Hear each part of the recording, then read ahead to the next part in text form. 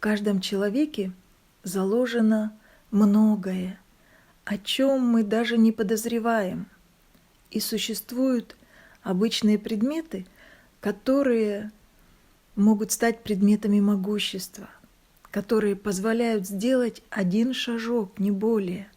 Но даже от этого возможности перед человеком раскрываются небывалые.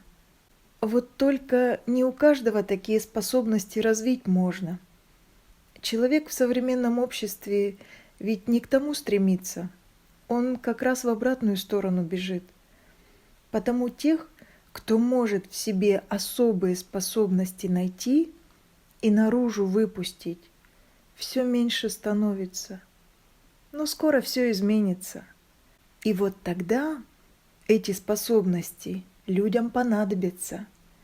Увидят они их в себе, почувствуют.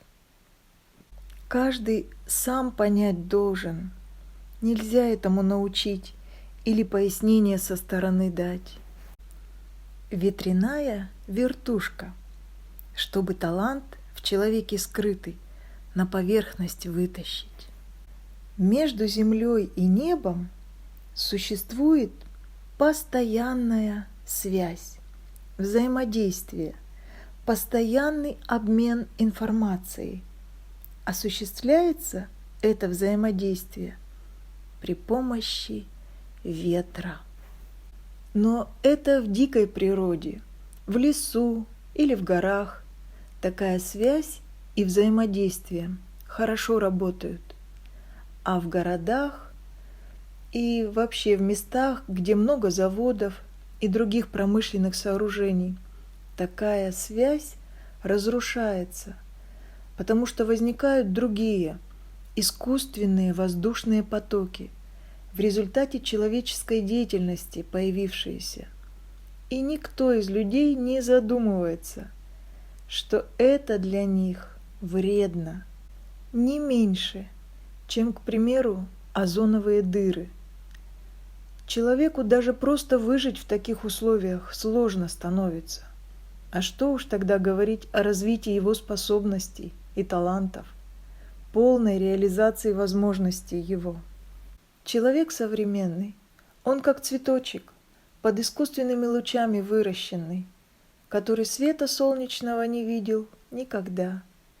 Растет такой цветок в пол роста, цветет в пол цвета, а человеком, каким он на самом деле должен стать, и не становится, несмотря на все доброе и для мира полезное, что заложено в нем.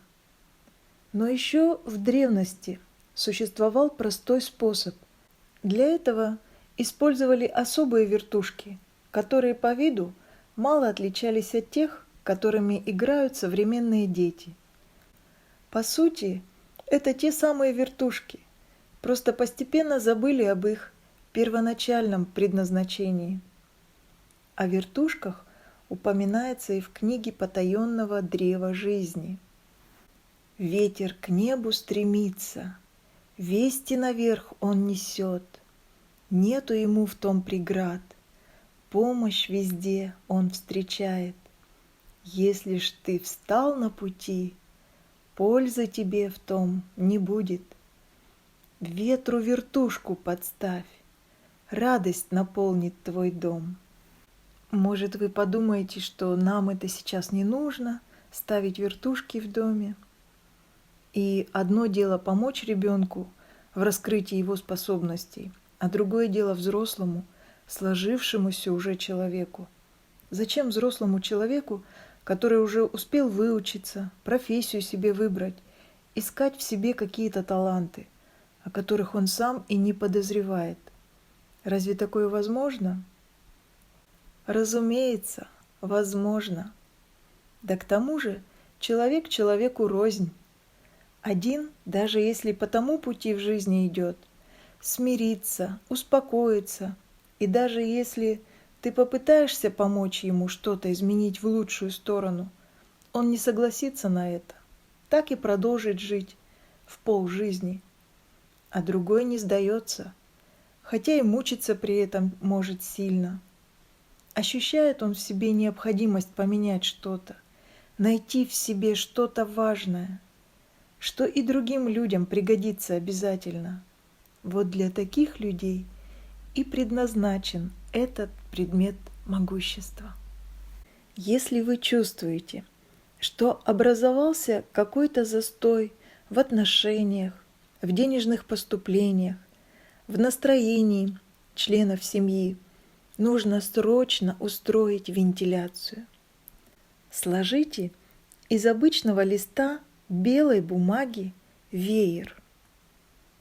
Откройте окно в гостиной комнате, встаньте около него, машите веером перед окном и говорите при этом: «Воздух разгоняю, струями воздушными омываю свой дом и себя в нем, чтобы свежим ветром подуло, чтобы новое в жизнь шагнуло, чтоб застойное рассосалось, чтобы все быстрей поменялось. Чего ждем? Приходи, от чего устали? Уходи».